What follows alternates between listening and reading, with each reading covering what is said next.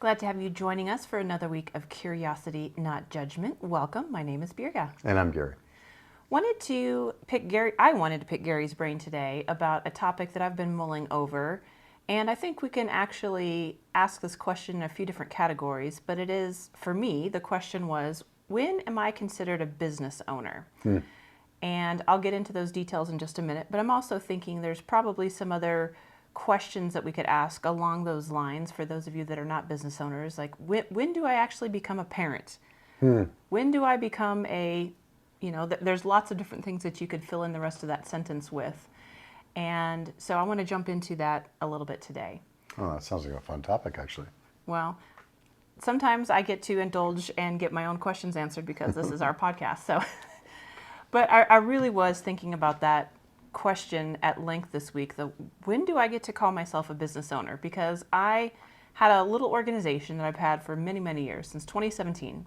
And I think probably even as early as 2018, I filed my business license with the state. I got my certification, I have my EIN number, all of those good things. But it wasn't until this year that I got my first contract, my first paid contract as part of this entity. And I've always hesitated with the notion of calling myself a business owner. And I found myself questioning, well, at what stage in the journey am I considered a business owner? Great questions. Few things wisdom is in the definition of terms, and few things are so well defined, especially these days when it seems like lines are blurred all over the place. But few things have the actual demarcations that are clear to everyone. And so let's come back around to, what's your motivation and who's asking and all of those things in a moment. We're thinking about, athletics. You're an amateur, and it used to be very clear that you become a professional when someone pays you. The minute you're paid as a member of a team or a member of or a golf tournament or whatever, you become a professional. Before that, you're an amateur. Now those lines are even getting blurred. But a business owner, let's talk about that. So when you form an LLC, and by the way, I've got a one-pager. I was involved with so many people starting businesses at various points in my lives as an entrepreneur, and then actually I did a stint in the government, as you know, in economic development under a mayor, trying to foster a whole city of entrepreneurism and starting up small businesses. So this is something that's near and dear to my heart. So I've got a one-pager that says how to start a business, and it goes to how to file your paperwork with the PRC. This is in New Mexico, but it applies everywhere. How to file your paperwork to become an LLC, what to do with your articles of incorporation, where to get those and how to file those, how to get your EIN number, all the way down. And at the end of the page, once you do it, you are a legitimate business. And it includes getting a local business license with the city, if necessary or as necessary, or the county, or depending on where you live. So technically, you're a business once you do those things. Now, what you asked is, but I didn't get my first contract until then. If you say I'm a business owner, did you go file an LLC? I can marry and bury people. Did I go do a mail order thing to be able to do that? Or did I go to my pastor and get a certificate of license or become a deacon? Or did I go through the whole process and I'm a minister or a pastor? Right? Those are levels of demarcation. What's the motivation for me saying it? What's the motivation of the organization or the person who's asking you? Right? You were technically a business owner in 2018 when you filed your letters of incorporation with the Public Regulatory Commission of New Mexico. I wouldn't go around personally saying that I'm a business owner until I was actually transacting business. And that meant someone paid you, someone hired you in your LLC. Now, the other parts of that is, what level of a business person or business owner are you? Are you what I call a solopreneur, which is somebody who's just hung a shingle and said, I can do this and I'll do it for you for money and you can hire me. I've set up an LLC because that's the smart way to do it, that protects me and protects you whenever there's a business transaction. And quite frankly, makes it legal. Because if you pay me under the table, that's not okay. In the United States, today. It used to be okay. It's not anymore. And if you've got an LLC, again, it sets you up as pretty much as an independent contractor where you can go to a business or a person and say, if you hire a maid in your home or a caregiver, and I used to have a business that used to do this, if that person's not an LLC and you don't pay the LLC, you're breaking the law. Now, many people take that risk, but technically, that person should have formed an LLC to protect you and them, and you pay the LLC for that services in your home. Okay. That's what you do with your bug man, hopefully, or your window people, or the people who come in and remove a wall or do some remodeling work. And we kind of let it slide if it's under a certain dollar amount or if we don't think there's much risk to it. But quite frankly, if someone comes into your home and hurts themselves, that qualifies them to get workers' compensation. If they're not an LLC and you're not paying them as part of an LLC, then that's a big problem, right? They can sue you, and they can sue anyway. That's a little of a side, but I'm passionate about this subject, and having put caregivers in people's homes for many years, it's something that we dealt with all the time, and so I just have to tell people the risks. Now, as a solopreneur, you're a single person. The minute you start hiring people in order to leverage what you do and to scale what you do, now you're a business owner with employees. And that's a big difference than being an individual contractor and or a solopreneur. So I'll let you ask some questions from there because there's more. Okay. Well, I probably have the same conclusions now as I did prior to this conversation, just simply because I've been around the business community for so long. I think I've been exposed to a lot of these definitions over time. And so you brought up something interesting that makes me, I guess, want to go down that path a little bit farther, which is you can do something in a professional capacity, but until you are paid for that specific act, can you hang that up as your shingle, so to speak, right?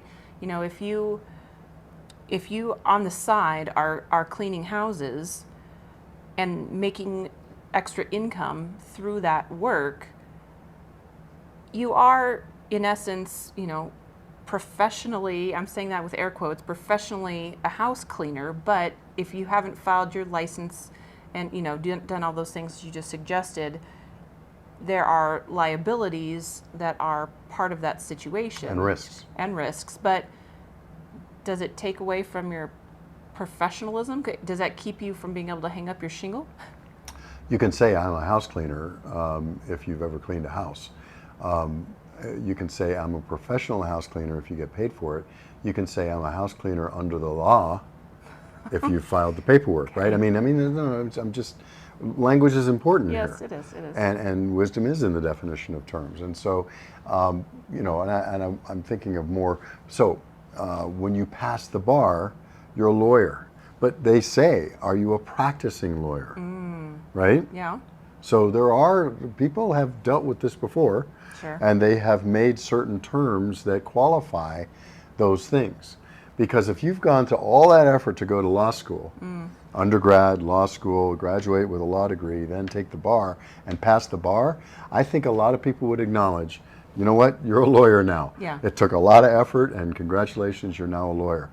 But a practicing lawyer means you've actually represented someone or a plaintiff or a client in a lawsuit or in a courtroom or some kind of a situation, then you're a practicing lawyer. So I think that, again, it comes back to what's the purpose of the question and the answer? Well, yeah, that is a good next set of questions. So what's the purpose of the question? Is it for your LinkedIn profile so that you can list your occupations, plural? I'm laughing a little bit about being paid for something. So there was a season in my life where I was doing a lot of movie extra stuff. So I had one year several, like 8 or 10 different paychecks that came in from all these different productions companies. And so I kind of laughed, as I was writing up my taxes, I was like, well, I guess I'm a professional actress now, right? Mm-hmm. But come on, am I going to list that on my LinkedIn? No, probably not. You know, for the half of 1 second that I made it onto one show ever, probably not going to be something that I tout as a professional qualification of mine.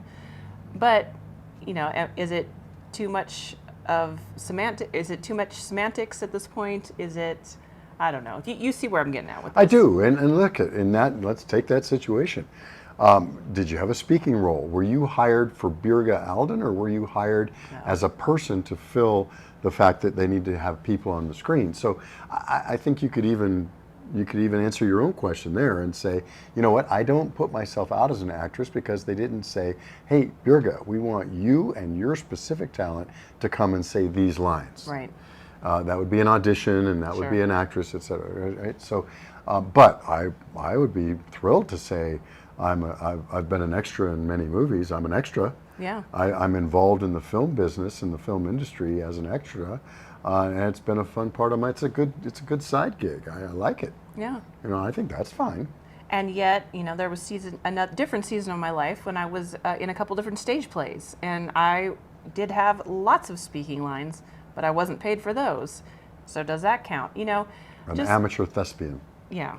So I don't know. Lots of things to consider, I suppose, as you're asking those questions. But you know, I teased at the beginning that question of when do I become a parent? Right. You know, with the first positive pregnancy test, you get to declare your parental status.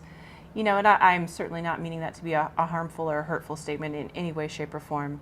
I'm just kind of thinking on a larger scale as we begin to ask questions about how we identify professionally or with gifts or talents. It does make you ask some of those questions of yourself. At what point do I get to hang this shingle behind my or under my name? Yeah, and you know, I think a lot of people would qualify things that they're not really doing professionally yet by, you know, I'm an amateur X. You know, if I was very much into, you know, history, I'd say, you know, I'm an amateur historian. Nobody pays me for that, but I have a couple. My two son-in-laws are both very much. I have to think about why that is, but they're both very much history nuts, and I would qualify them as amateur historians or history buffs. And now, are they historians that someone pays to do that? You know, no. As far as I know, no. But you know, again, what's the purpose of the question? I think if an organization is asking you, we have this qualification to be a member. Are you that? I think that's where it becomes important, right? And it's very fair to ask them, what's your definition of that? Yeah. Right? We think you should be a business owner to be part of this organization. Okay, what's your definition of a business owner? I have an LLC, I've been paid, and I own this business that does this. Well then, come on in, you know? Or they may say, no, you need to be, our qualification for a business owner is more than 50 employees, which by the way is the legal definition that the feds and the government have come up with for a large business versus a small business. More than 50. More than 50 and under 50. And that's a big deal because everything from Obamacare to you know, unemployment, there's a lot of things that make a big difference between whether you're under 50 or over 50 employees, which is why you see a lot of employers, companies at 49 employees. Interesting. Intentionally, right? Because there's a lot of extra responsibilities that come when you hire that 50th person. I am thinking now, as you mentioned, the organizations that have a requirement for you to, you know, fill qualification X in order to become a member. But I think the same thing holds true for a lot of job applications these days. And in the criteria it says you must be skilled or you must be proficient in this.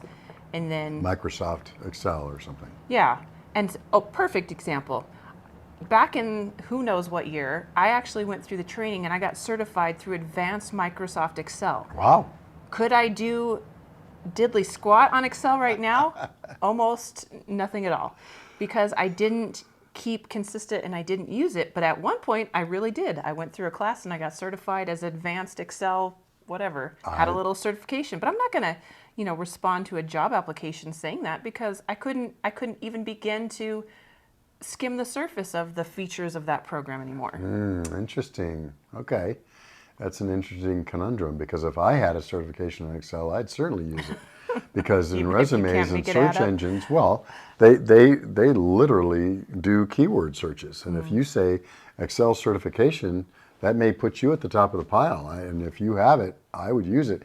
You can learn Excel. Well, I should say, I can learn Excel in a little bit. Now, I'm such a nerd. I used to do word processing in Lotus 123, the predecessor to Excel. It's funny. I don't think my son will mind me telling me the story right now, but I remember the first time he went to ASU for engineering, and first week of class, he calls me up and says, "Hey," I said, "Hey, how's it going?" He goes, "Yeah." He says, "Could you teach me Excel?" And I said, "Like over the phone?" And he goes, "Like right now. I have an assignment due tomorrow." And I said, "Well, okay, look, do you have it open?" "Sure." "Okay. Put a 1 and then a 2." And he goes, "What are you doing?" And I said, "Just do it. 1, a 2, and a 3." And I said, "Now highlight those 3, grab the corner and go down." "Oh, wow, it makes my numbers for me." "Yes." "Okay, now across the top. January, February, March." And then drag across. "Oh my goodness." And he go, I bet you your assignment has to do with what I just did." He goes, "Oh, you're right." Right. So, and then I just said, start playing with it. Now, I'm the kind of person who loves to learn by playing with it. Other people need to go through a class. It's not better or worse. It's just different. But I don't have a certification in Excel, but I could do anything in Excel. Right now, they've added a lot of stuff since the last time I did, depended on my life on spreadsheets. But I wouldn't hesitate to say that I have that skill, right? But you've got the certification for it. Do you think it's a personality thing? Everything's a personality thing when you ask it like that. I think it's also a confidence thing. Look, I was the guy in my family, the person I should say, who could fix anything. Okay. On both sides of the family. And I remember my mother-in-law, anything in her house, she hated trying to go buy something new. So I would have to come fix things. I once replaced a magnetron in her microwave oven. Wow. An old Amana radar range. I probably should have told her to get a new one because there's probably radiation leaks at that point. But anyway, the point is, she was constantly dropping. Remember the old wireless telephone that used to hang on the wall? Yeah. And once we got away from cords, well, what did that mean? You were dropping your phone all the time. And I can't. By the last time I opened that thing up to do one more solder joint to try to reconnect a wire that she'd busted loose, I just said, "Look, you have to buy a new one. My limit is fixing something 3 times, Yeah. and then I'm done." Right? I don't think that I have an aptitude to fix things more than any other person. I am willing to unscrew something and look inside. And almost every time there's a clue to what's going on in there when you do that. So for me, it's more of a confidence or a willing to just try than it is that was born with the gift of fixing things. Now, that's my personal opinion. Sure. I think this is fascinating. So the Excel example for me, I literally was certified in advanced Excel, but I wouldn't have a shred of confidence to list that as a present qualification that I have. On the other hand, I think only one time have I been paid to speak. Like I was paid to speak at a women's conference. And yet, I don't think I would hesitate at all to say I'm a professional speaker. Interesting. Yeah, why? I'm much more confident speaking. Aha! Okay, well now we're getting to the questions that I asked earlier. What's the purpose of the question and what's the purpose of the answer? Right? Because what you're telling me, if I'm hearing you correctly, is you're willing to say that you're a professional or proficient at something if you have current confidence in your competence in it. Versus, I have a certification in it or I have been trained at one point in my life. I'm an electrical engineer by degree. I would never say that, hire me as a lead. As a lead, if I was managing others and could get others to do my work, sure. But don't hire me as somebody that you're going to depend on designing a circuit tomorrow. Right. I would have to rebrush up on all that stuff. And I quickly moved from engineering into engineering management and then to manufacturing and other things into executive, which means I'm basically useless now. But the point is, that's my degree. So I get where you're coming from. But I would also say I'm a professional speaker. I would also say that I am proficient at Excel, but because I know that I can come and do that for you tomorrow. Now, there would be other things I would say. I would certainly say I'm an electrical engineer if they were hiring me and if I read in the job description that my first and only task for the next 6 months to a year is designing circuits today, I would probably go, do you have anything else? Right? So I see where you're coming from. There's a level of proficiency and competence that you would want to, look, you don't want a bad fit. That's True. not good for anyone. True. I don't want to struggle, and I don't want to not be able to satisfy your needs in something that you're desperately looking for, especially in this job market. Yeah. Some things I could grow into. Others I would say, nah, I'm not the person. Yeah. Knowing me all of these years as you have, you know that I'm a very literal person and I weigh my words very carefully. And so I always want to be accurate in what I say. And I think that's part of it as well. I don't ever want to misrepresent myself. Exactly. And so it is fascinating, though, to think through what I would call myself and what I would not. I would consider myself a professional speaker. You know, as I think back to degrees, you know, I got a dual degree in creative writing and broadcast journalism. I'm not presently a professional broadcaster because though we broadcast weekly, we're not getting paid unless somebody wants to, pay us. But you know what I'm saying? It's just interesting how education, even familiarity, confidence, years of experience may or may not have present weight into you being able to use that item as a description. Yeah. And this gets back to who's asking the question and what's the purpose of the answer, because you, and I know you, and you're exactly right, you would never want to misrepresent to somebody. And so you would answer and you'd do a qualified answer. Now, but if there was an organization that was starting up in Albuquerque and we were interested in joining, both you and I could both say we're professional speakers. We've both been paid for a speaking gig. And that's fine. But if somebody said, okay, somebody was coming in and saying we want to open up a series of brain surgery clinics, we wouldn't raise our hand and say, that's something I can probably pick up in a couple of days. I'll figure that out. Nope. Give me a patient. And so I think that's the key, right? What's the usefulness in the answer? What's the usefulness in the response? And what is the... Now, I might think that an organization asking me for a certain qualification is stupid. And so I might discount their question even, right?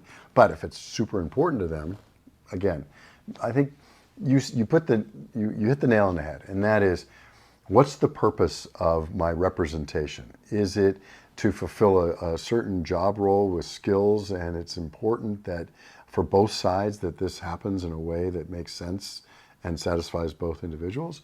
Or is it something to join a club, or is it something to get a discount? Right? Yeah. I mean, I'm eligible for senior discounts these days. I don't necessarily always ask. Right. Because I don't really care that much about a 5% discount to tell you my age, right? Who knows? But I think if you're purposely misrepresenting something, I think that's probably not a good thing to do. It's not useful. If you're saying something that's a bit of a stretch or something you could learn and you're not putting anybody in danger and you think that that's going to be satisfactory to both parties, so I think that's fine. If it's something that you've had a certification or something in the past that qualifies you for an opportunity that you think is going to be a great big deal, well then yes. I will close out with one comical story that I think you'll appreciate, wisdom being in the definition of terms. So when I was a senior in high school, I had this little group of friends that we did everything together. And one time we went to a eatery. I don't even remember who it was, but that had always advertised, seniors eat free on Tuesday. So went in there and my friend said, the bill comes and he says, oh, I should be free. I'm a senior. And the waiter is very confused and looks at him and he says, what? I'm a senior in high school.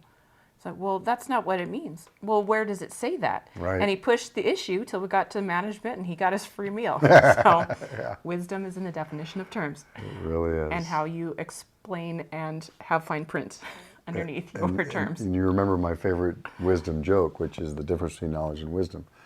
Knowledge is a tomato is a fruit. Wisdom is not putting a tomato in a fruit salad. Well And put. so, anyway, we should probably end there before I do something else. Before we digress. All right, thanks so much. We will be back with you next week. All right. Take care till then.